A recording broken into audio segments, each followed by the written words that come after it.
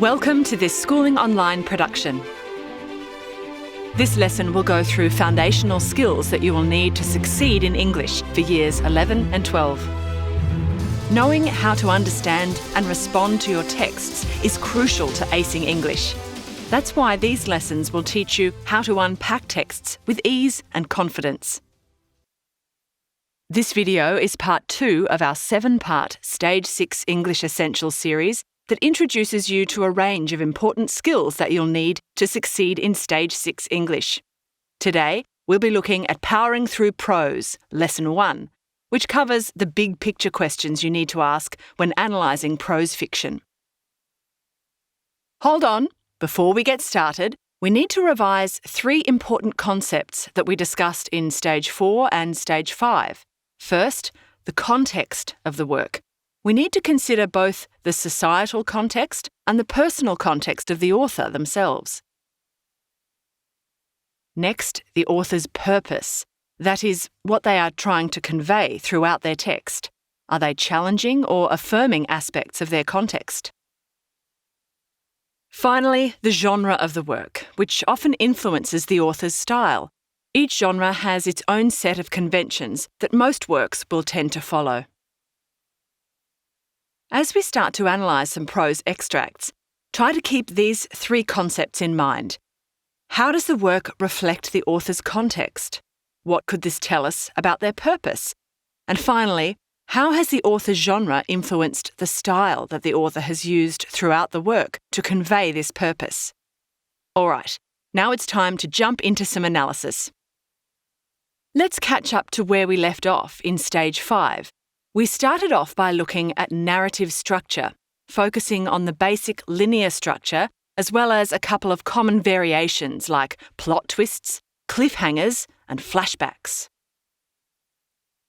We looked at how authors might choose to begin their narratives in medias res, skipping the introduction and instead throwing readers right into the middle of the action so that we become instantly wrapped up in the story. Then we jumped away from linear narratives altogether, looking at our first example of the non-linear narrative structure, the circular structure, where an author will choose to start and finish their narrative in the same place. John Steinbeck, for example, used a circular structure in his novel Of Mice and Men. The working-class labourers Lenny and George start the novel at a river, running from an angry mob, which is exactly what happens at the end. Steinbeck used the circular structure to highlight the persistent, cyclical nature of American working-class life during the Great Depression in the early 1930s. Labourers just worked and worked, never making any progress, trapped in the vicious cycle of work, eat, sleep, repeat. In today's lesson, we're going to take a look at another example of a non-linear narrative structure, the frame narrative, which is where the main story takes place within another story, which could take place in yet another story, and so on. Mary Shelley's Frankenstein is a great example. We start with Captain Walton's narrative, which is in the form of a letter. We call this an epistolary form, and it can be a great way to make a narrative seem more personal and conversational. Walton introduces the next segment of the book, the mad scientist Victor Frankenstein's scary tale, as he recounts how he came to cheat death and bring the creature, built by the body parts of many human corpses, to life. We even jump into the creature's perspective for a few chapters in the middle of the book, as he tells us about encountering other humans for the first time, before reverting back to Victor's narrative, and finally, Captain Walton's. Now, why would Shelley go to the trouble of setting up such an elaborate structure? Frame narratives can be a great way to explore a story from multiple perspectives. We hear from the outsider, Captain Walton, then listen to both Frankenstein the creator and his created creature. And this is the best part about using non-linear narrative structures. We can explore parts of our narrative in ways that a linear narrative simply couldn't. When writing prose fiction, you don't just have to stick to the different structures we covered today as well. Get creative and try to seek out new structures to explore on your own. Let's take a look now at narrative setting. In stages 4 and 5, we introduced the idea of narrative setting and how an author might use settings as a creative tool to introduce us to a certain theme. For example, most of Margaret Atwood's novel Hagseed takes place in a jail, which gives us a bit of an idea of the novel's main focus: justice, revenge, and imprisonment. We also looked at how writers use contrasting settings to emphasise the differences between two locations, and sometimes how this might emphasise the differences between characters coming from those areas. Let's zoom in on this secondary focus of narrative setting as a tool for characterisation in today's lesson by looking at Mark Haddon's novel, The Curious Incident of the Dog in the Nighttime, which is about a boy called Christopher growing up with autism. At first, we might think that Haddon's setting is unimportant. The story takes place in Swindon, a regular suburban town in England. But actually, this everyday, normal setting is really important. Haddon is trying to tell us that autism isn't something scary that we should be afraid of. Instead, Christopher is just a regular kid growing up in a regular suburb. Setting is an important part of Christopher's characterisation and is important in the grand scheme of Haddon's purpose, telling readers that conditions like autism are just part of life, not something to mock or something to fear. Let's put this into a Peel paragraph. Remember, Peel stands for point, evidence, explanation, link, and is a great way to make sure that you back up your main point in each paragraph.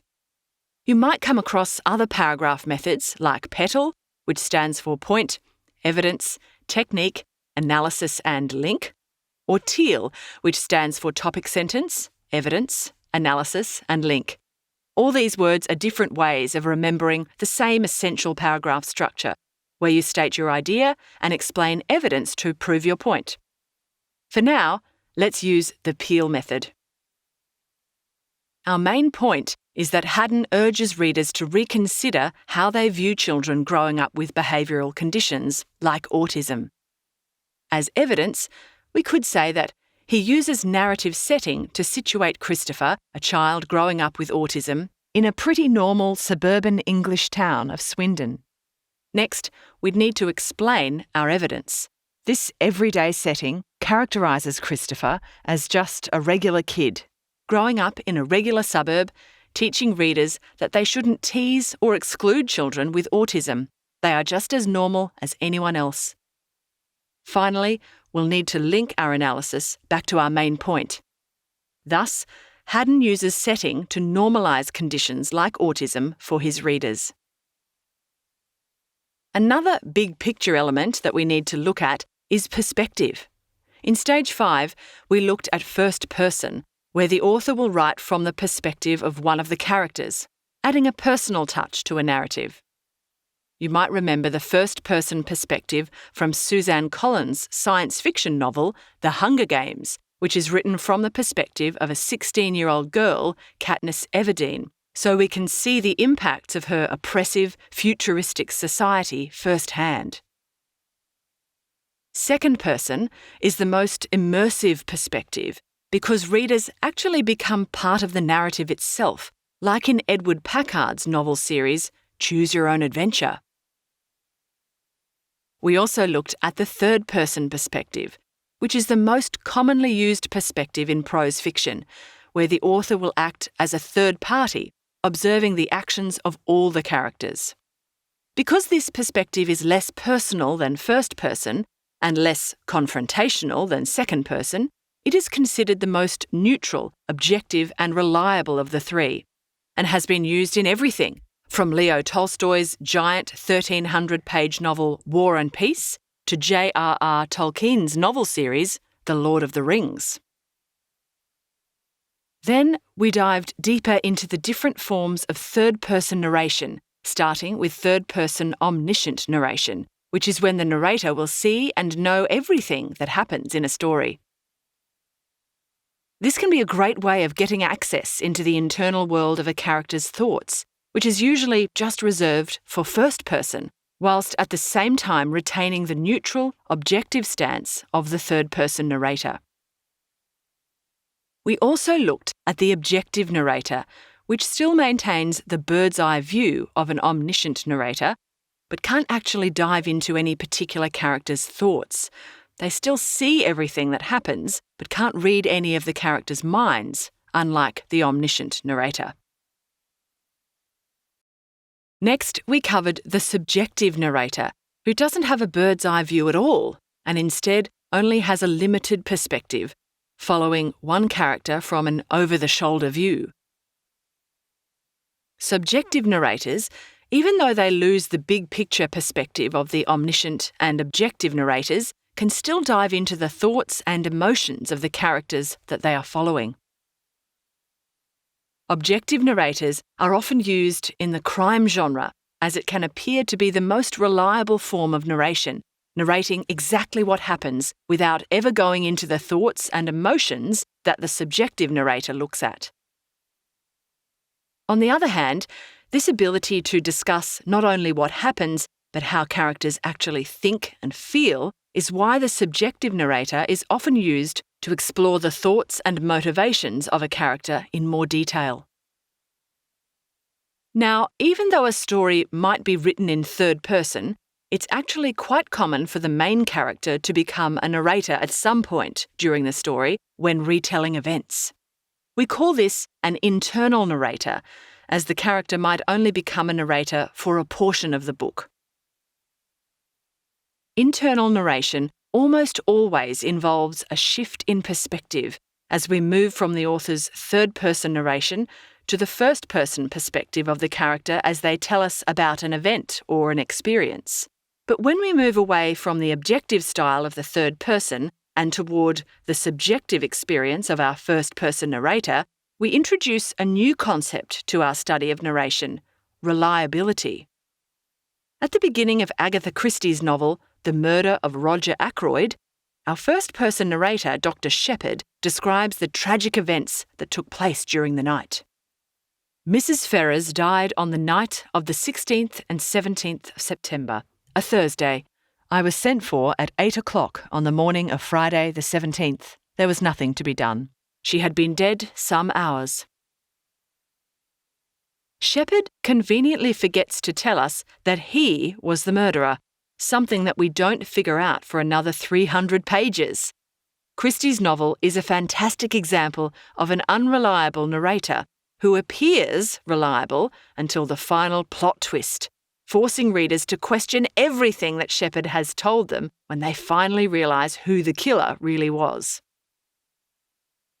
As a final note on person and narration, certain literary forms favour certain perspectives. For example, letters and speeches are always written in first person.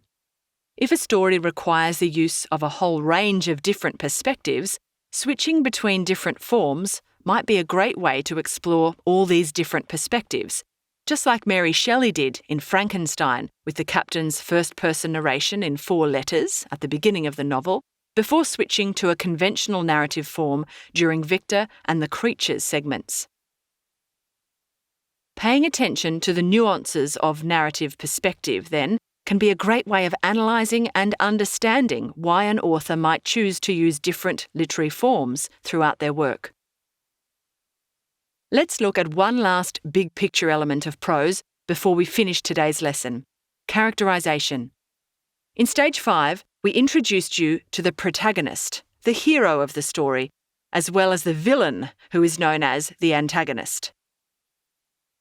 We also looked at how authors might characterise a protagonist as an anti-hero, who might lack some of the traditional heroic qualities like bravery or loyalty. Next, we explored character pairings and how one character could contrast another to highlight the different aspects of their personalities, a method of characterisation known as the foil. We even looked at how particular genres could influence an author's process of characterisation. In particular, we examined the Bildungsroman novel. that is, a novel which focuses on character development as the main characters mature through a series of challenges. In this genre, characterisation, and especially an evolving characterisation, is incredibly important to depict how a character grows up and matures throughout the story. But let's jump back to the protagonist in today's lesson. Does the hero always have to win? Of course not.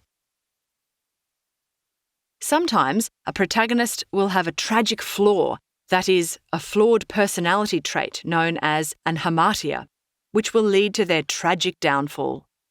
The typical example of an hamartia is hubris, which means excessive pride or ego, as in Shelley's Frankenstein, where our protagonist Victor strives to scientifically cheat death, creating a monster which ultimately leads to his destruction.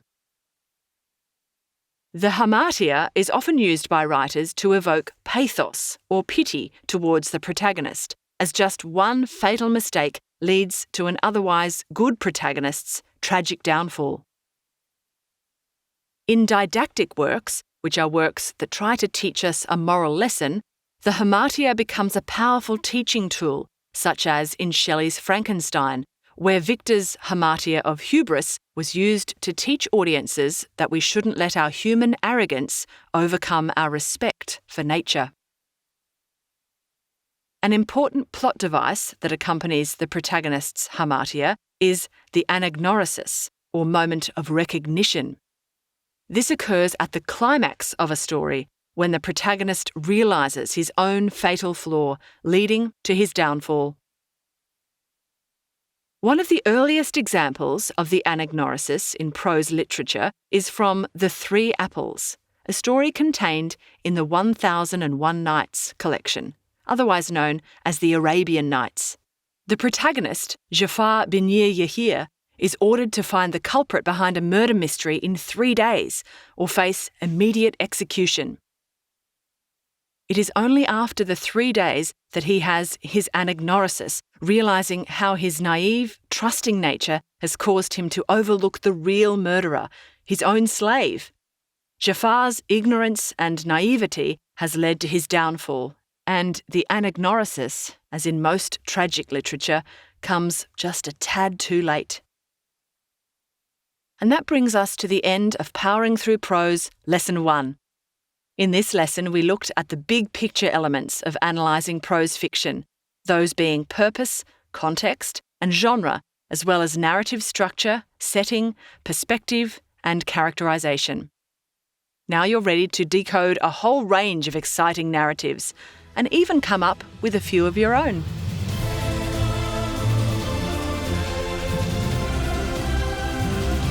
We hope you enjoyed this Schooling Online production. For more easy lessons on Stage 6 English Essentials, check out our analysis of Powering Through Prose, Lesson 2.